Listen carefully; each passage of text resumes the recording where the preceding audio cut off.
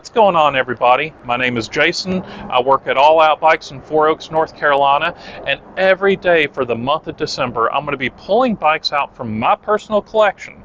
They're going to be collectible bikes, they're going to be rare bikes, or just plain unique. So be sure to subscribe to see what comes next. It is day 7, and the bike of the day is this 1981 GT.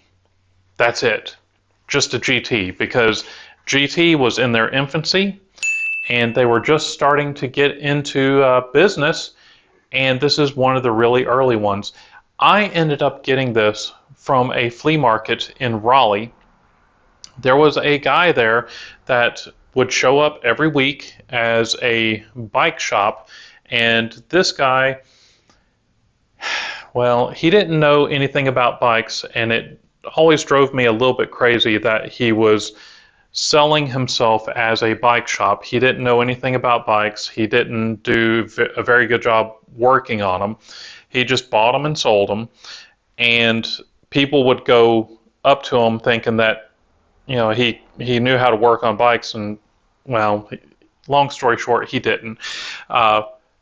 He would price the bikes solely on how they looked, because whenever I was going up there, I had bought bikes from him before, because you could find some good stuff, and he priced the bikes with how they looked. So you could have a dirty Trek.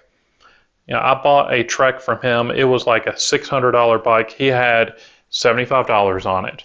And right next to it was a Huffy that looked brand new, and he had $200 on this Huffy, and it wasn't even worth $100.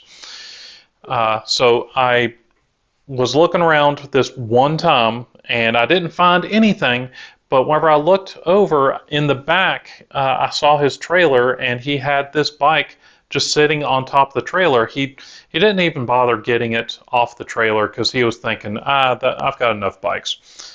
So I asked him, how much for that bike on the trailer? And he was like, oh, that bike is too small for you. And I told him, well, yeah, but I had a bike like that whenever I was a kid. How much do you want for it? And the guy was like, give me $100 for it. And I started to say, would you take 90 for it? And before I could even finish, would you take 90 for it, he was like, yeah. And I gave him a $100 bill, and he's giving me back a $10 bill, and he's laughing. He's thinking, you know, sucker, you know, I sold that piece of junk to him for $90. And of course, in my head, I'm like, score, because it is an absolutely amazing bike. I didn't even have to clean it up. This is the way it looked, minus the wheels. I did add the wheels on this bike, because it originally had some 20 by 1 3/8 wheels on there for a little kid, and this bike originally is supposed to have these 20 by 1.75 wheels on there. So I put the wheels that are supposed to be on here. I happen to have some red wheels, because I bought these. There was a bike shop that went out of business in 1987, and they still had parts. And I had been buying parts from this company, and they had these wheels all up in the rafters in all different colors. And I bought as much as I could, but the problem is word got around, and the place was emptied out. But beautiful bike. It's got Suntour pedals on there. It's got a Pete's Precision sprocket, the red anodized rims, which I ended up putting on, or wheels that I put on here. It's got an Edco headset on there. We're going to have the little dirt skirt on there. And amazingly, it came with these original star bars on there. That's the first generation star bars. You cannot find those handlebars.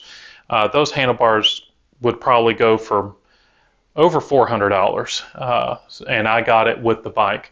It's got a Terry cable on there. Those Terry cables go anywhere from like $50 to $100 max. But original Amy grips, flight pads on there.